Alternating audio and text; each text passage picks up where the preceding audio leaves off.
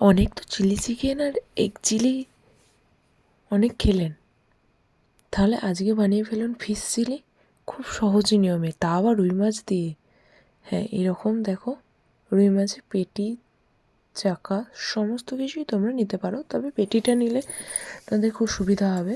প্রথমেই দেখো আমি আঁশ ছাড়িয়ে ধুয়ে নিয়েছিলাম, আর এইদিকে কড়াইয়ে জল গরম করতে দিয়ে ওর মধ্যে মাছগুলো দিয়ে দিয়েছিলাম, আর ওপর থেকে একটু নুন দিয়ে দিয়েছিলাম।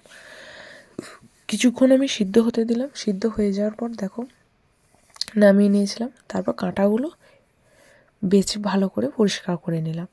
এদিকে দেখো বেছে পরিষ্কার করে নিয়ে মাছটা চিপে যেই জলটা বেরিয়েছে সেটা জলটা ঝরিয়ে নিয়েছিলাম। আর এদিকে তেল গরম করে তার মধ্যে অল্প পরিমাণ পেঁয়াজ কুচি, লঙ্কা কুচি দিয়ে ভালো করে নাড়িয়ে চাড়িয়ে নিয়ে তার মধ্যে দিয়ে দিয়েছিলাম কিছুটা পরিমাণে হলুদ গুঁড়ো, লঙ্কা গুঁড়ো, জিরে গুঁড়ো, তারপরে সামান্য পরিমাণ নুন দিয়ে ভালো করে আমি নাড়িয়ে চাড়িয়ে একটা মশলা বানিয়ে নিলাম। তারপর আমি আগে থেকেই কিছুটা পরিমাণ আলু সিদ্ধ করে রেখেছিলাম। দেখো প্রথমে মাছগুলোকে মশলার মধ্যে দিয়ে ভালো করে মিশিয়ে নিলাম, যাতে মাছের যে আঁশটে গন্ধটা সেটা না থাকে। ভালো করে তোমরা মাছটাকে ভেজে নেবে। তারপরে ওপর থেকে আগে থেকে সিদ্ধ করে রাখা একটা আলু সেটা ম্যাশ করে দিয়ে দেবে ওর মধ্যে, দিয়ে আলুটার সাথে মাছটা ভালো করে মিশিয়ে নেবে, ভাজা ভাজা করে নেবে। তারপরে দেখো আমার আলুটা সাথে মাছটা দেখো মেশানো হয়ে গেছে। আমি একটা থালায় চৌকো চৌকোভাবে কেটে নিয়েছি। চৌকো চৌকোভাবে তোমরা কেটে নিলেও হবে, বলের মতো আকার করে নিলেও হবে, কোনো অসুবিধা নেই। তোমাদের যেরকম সুবিধা তোমরা সেরকম আকার দিতে পারো। তো আমার চৌকো চৌকো হচ্ছিলো না, আমি নিজের মতো একটা আকার দিয়ে দিয়েছিলাম। তারপরে এখানে কর্নফ্লাওয়ার নিয়েছিলাম, কর্নফ্লাওয়ারের মধ্যে একটু করে আমি ডুবিয়ে নিয়ে তারপর আমি তেলের মধ্যে ছেড়ে দিলাম। দেখো কত সুন্দরভাবে ভাজা ভাজা হবে।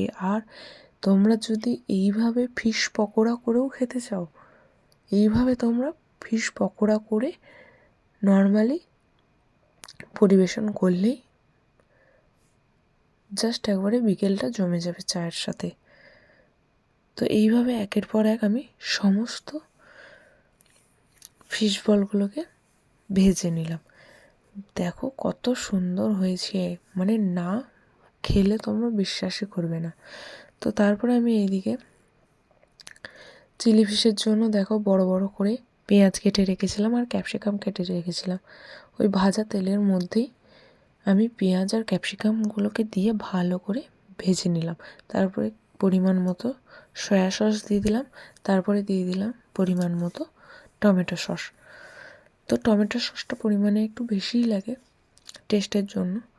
তারপরে ভালো করে নাড়িয়ে চাড়িয়ে নিয়ে ওর মধ্যে আমি পরিমাণ মতো জল দিয়ে দেবো।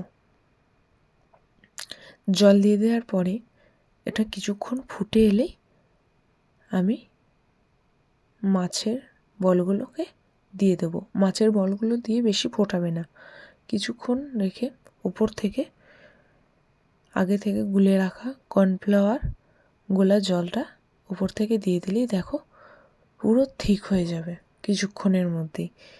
তাহলেই তোমরা গ্যাস ওভেনটা বন্ধ করে দেবে, দিয়ে পরিবেশন করবে রুটির সাথে, লুচির সাথে, রাইসের সাথে।